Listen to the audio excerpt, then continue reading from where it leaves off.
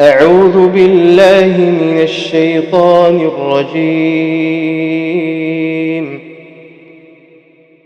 بسم الله الرحمن الرحيم. يا أيها الذين آمنوا كتب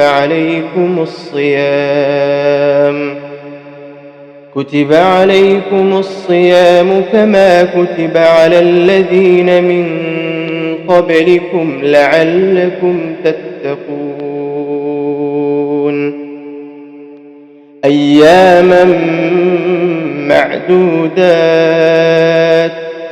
فمن كان منكم مريضا أو على سفر فعدة من أيام أخر، وعلى الذين يطيقونه فدية طعام مسكين، فمن تطوع خيرا فهو خير له، وأن تصوموا خير لكم إن كنتم تعلمون. شهر رمضان الذي أنزل فيه القرآن هدى للناس وبينات من الهدى والفرقان، فمن شهد منكم الشهر فليصمه، ومن كان مريضا أو على سفر فعدة من أيام أخر، يريد الله بكم اليسر ولا يريد بكم العسر، ولتكملوا العدة ولتكبروا الله على ما هداكم ولعلكم تشكرون.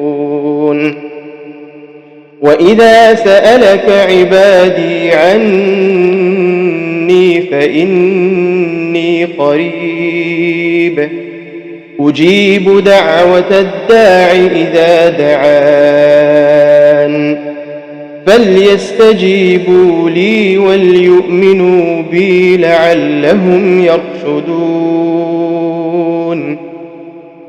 أحل لكم ليلة الصيام الرفث إلى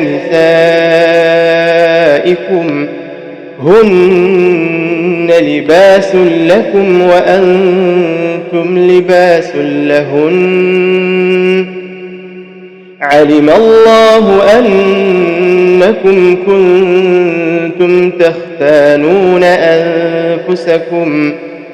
أنفسكم فتاب عليكم وعفى عنكم، فالآن باشروهن وابتغوا ما كتب الله لكم، وكلوا واشربوا حتى يتبين لكم الخيط الأبيض من الخيط الأسود من الفجر، ثم أتموا الصيام إلى الليل، ولا تباشروهن وأنتم عاكفون في المساجد، تلك